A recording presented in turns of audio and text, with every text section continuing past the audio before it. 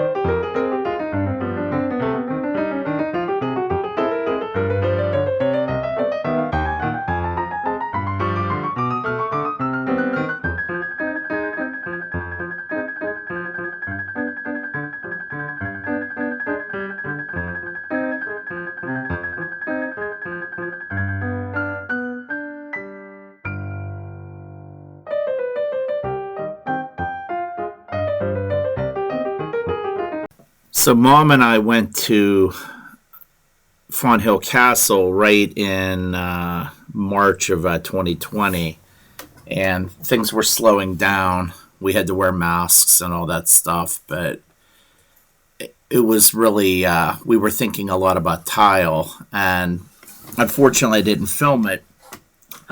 I was spending time out in my driveway just harvesting Batchelder that I had out of wet bed using a brick saw, and then she cleaned it up and put it away for the future. So what you're looking at here is the combined results of her and my effort together in an effort to save this tile. And I still have some of it left, and eventually if this type of video does well, I'll go and harvest the rest of it. So if you really like this kind of stuff and would be willing to watch more, please leave it in the comments and let us know. This tile is a lot thicker than the stuff you buy at the big boxes nowadays, so it's intended to be installed over wet bed and then grouted really with mortar mix is the grout you would use, so keep that in mind. All right, for this last section of the video, we're going to show a lot of pictures that my girlfriend and I took when we were visiting Puerto Rico back in 2018 while I was working there for Hurricane Maria. And the pictures are largely in chronological order. The first picture here just shows the North Coast and how beautiful it is. And even in this picture, it shows the influence of architecture, ceramic tile. Look at that beautiful Spanish style terracotta roofing on that house, and it's everywhere, and it's just very moving to me. So when we were there, not all of the island had its power restored, and I was working at a large commercial job, and I got wind of a power outage from somebody that worked at the commercial property. I thought it was just a temporary thing, and she told me that the power was going to be down for a long time, and if I could catch a flight home, I should do so. So Suzanne and I went to San Juan that night. She was already scheduled to leave, and we caught a red eye out of there the next day, and so we just spent the whole day in Old San Juan. Had a wonderful evening, and then we, caught a red eye out of there. And these are all the pictures from that evening. And we ended up at a place called Maryland's that was running on generator power, and I discovered caipirinhas after having mojitos. But it was a lot of fun, and it's something she and I really cherish. So take a look at all these pictures, and you'll see some amazing architecture,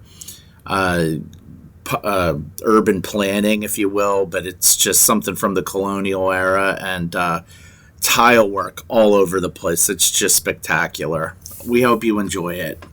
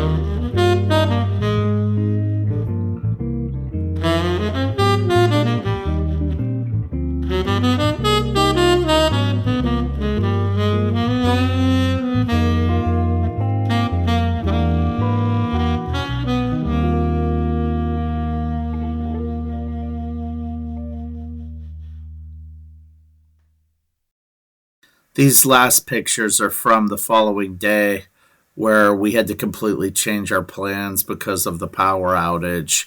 She was already slated to leave Puerto Rico. I was supposed to stay behind at work, but when I found out the power was going to be out for a few days, I decided to go with her. I was able to get the seat next to her on the plane.